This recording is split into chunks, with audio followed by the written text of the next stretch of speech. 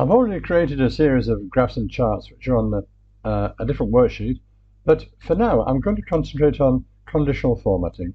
Let's see what we can do with our data and conditional formatting and nothing else.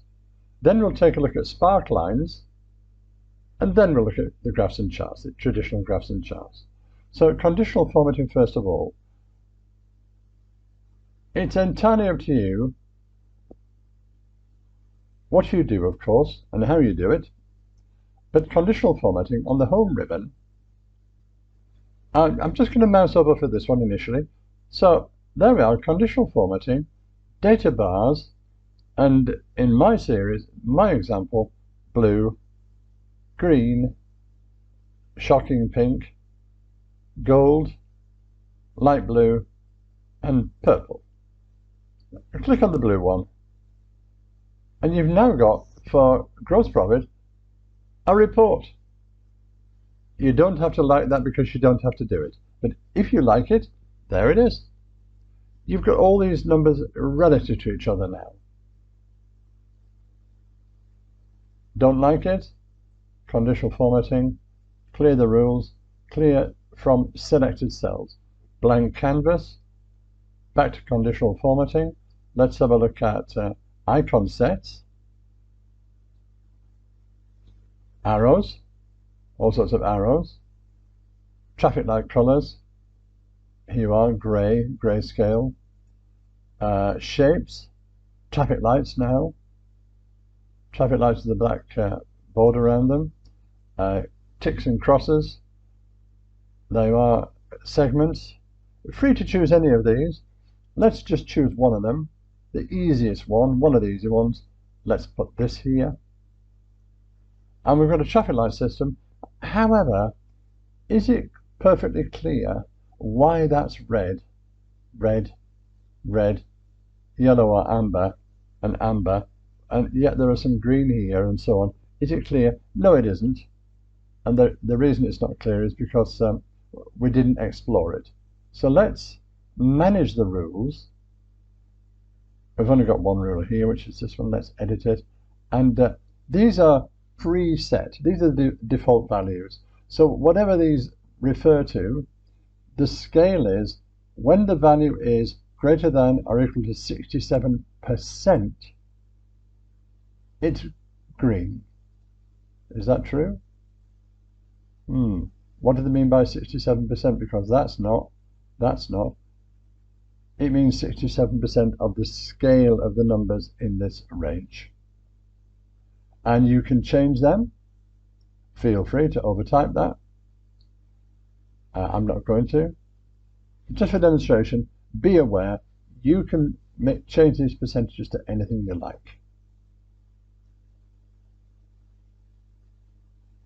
Again, I'm going to clear it.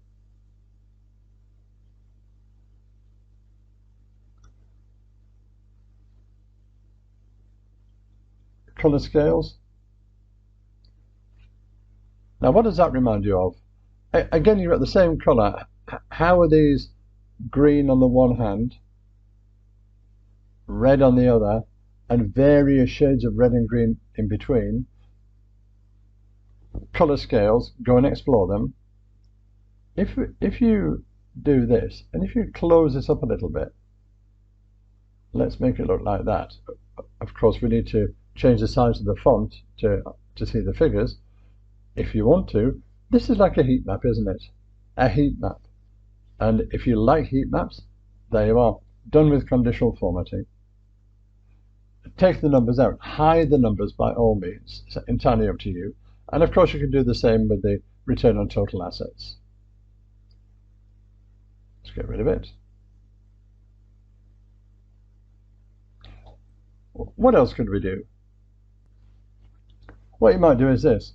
Choose a column rather than a row. I'm comparing companies with companies, but then you can do it row by row, company A by itself, B by itself, and so on. And now, do something like this. Top and bottom rules, let's say above average. Above average to me is a good thing. So let's turn it green. And now we know that Yamama, Saudi, Southern Province are above average in the TTM period, we can then do this. Use the format painter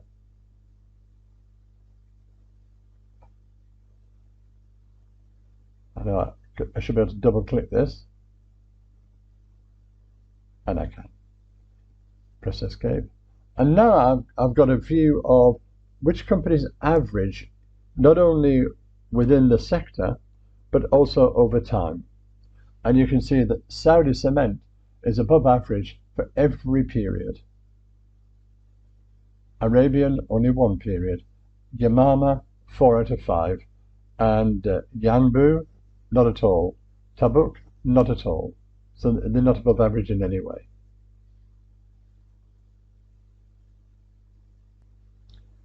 And without spending any more time on conditional formatting, because it's extensive, you can do many things with it. Explore it yourself. Highlighting cells such as greater than, less than, between. You set the rules. Top bottom rules, top 10. You can change that to top 1, top 2, bottom 10, bottom 2, top 10%, bottom 10% above and below average. Data bars we've seen, color scales we've seen, icon sets we've seen, and you can even write your own rules. So I won't spend any more time on this, but if you're familiar with conditional formatting already, it has a lot to offer. But let's move on from there. You can see from here that I've created a wide variety of different charts. Let me zoom in to focus on the ones on the left.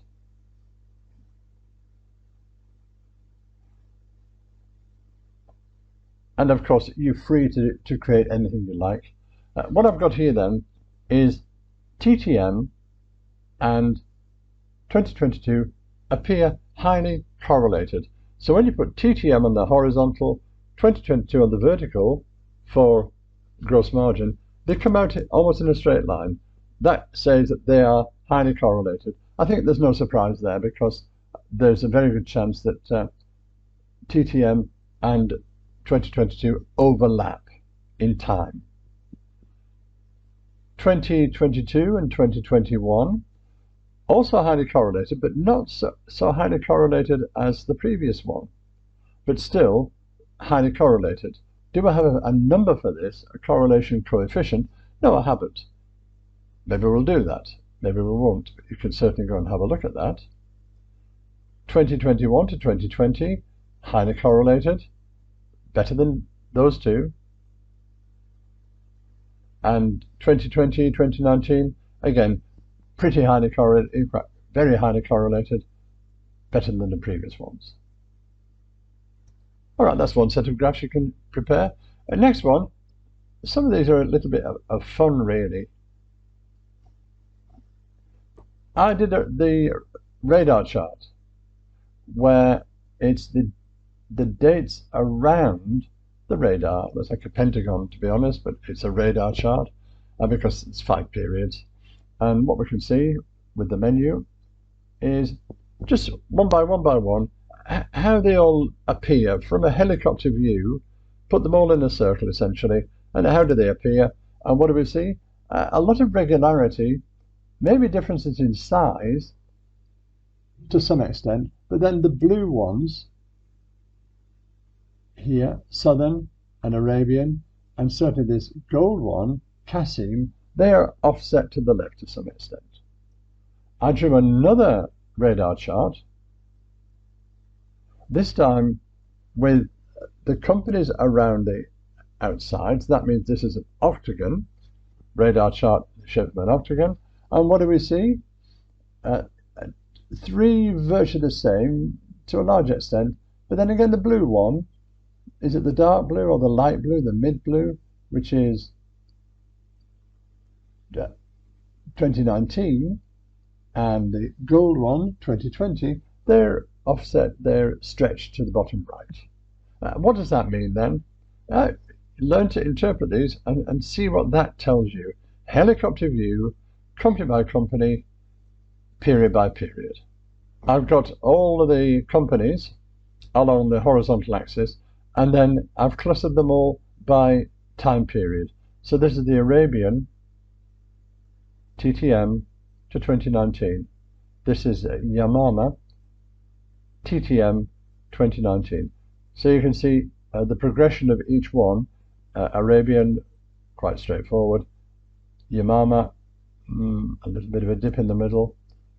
Saudi cement, similar to Yamama, but more consistent. Here we are. Qasim, look at that one. Nothing, steady, whoop, then it shot away with itself. And again, learn to interpret that chart and make something out of it. The gross profit margin as a surface chart with the name of the company on this axis, and because it's a 3D chart, the dates, the time periods on this axis, and then the values on a third axis. I like that.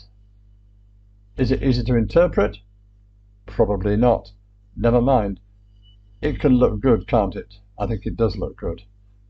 And then make it a challenge. Get someone else to interpret it as you wish. Again, you don't have to include it. You don't have to include any of these graphs. Here we are, TTM 2022. As I mentioned already in one or two cases, flat, company by company. But then this one has fallen. This one has fallen. Move on to the following period. There's a lot more volatility now. Move on. Again, a lot of volatility from 2021 to 2020 to 2021. And finally, 2020 to 2019, not so volatile, but some volatility. And I think those charts are quite useful. And finally, don't dismiss these. These are sparklines. And I've done a bit of work on them to make them look like scatter graphs or line graphs, line charts. And one of the complaints that people have about sparklines is that they're just lines. There's nothing to say about them. It's just a line or a bar or whatever. But look, you can create the sparkline, which I did, as you can see. And I've got the name of the company in the same cell. Then there is no detail on the vertical and horizontal axis until you put it there. So what I've done here, look at the formula. I've concatenated two text functions, two text formulas, to take the maximum value for Arabian cement, gross margin, and the minimum value, and then put an arrow to show the direction of the axis if it's not obvious, which it should be, of course, but anyway, it's a little bit of an extra element. And so now we know the scale of this axis, 28.28 to 40.37. Similarly, with the horizontal axis, TTM, look at the formula. There you are, I'm referring to cells, and then formatting using the text function again. So these are just numbers, so format by way of percentage in the text function, and now with the date, I formatted inside the text function in that way, and it's pretty effective. The same with Yamama. There's my sparkline. I've put them all the same color. You can change them. They're all independent sparklines, by the way, and see the vertical scale? They're all different.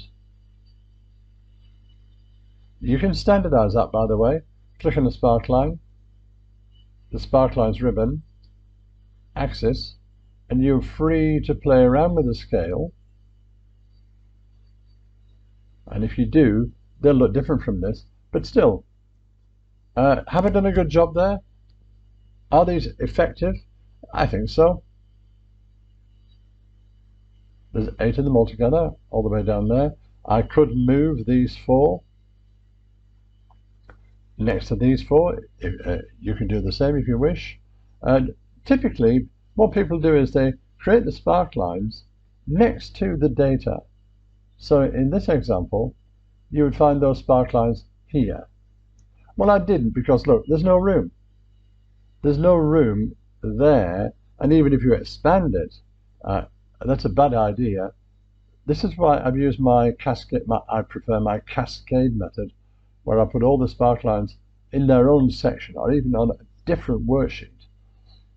Because look, the sparkline row I've made a lot bigger, and the sparkline column I've made a lot wider.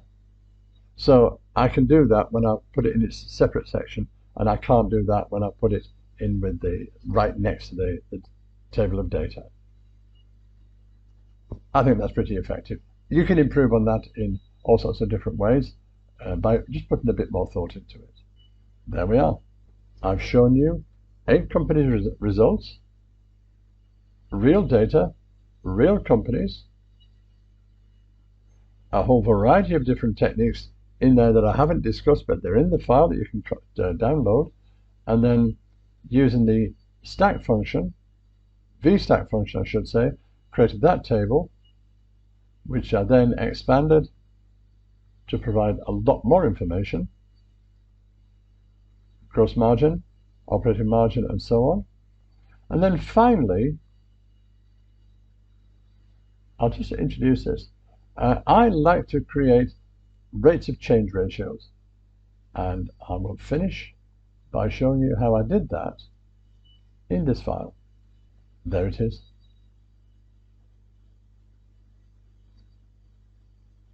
If error, rate of change, VSTACK, go and explore it, G6 to I6, divided by H6 to J6, and then -1. If error wrapped all around there, and they are my rates of change ratios, and they come one segment at a time. These are all for sales.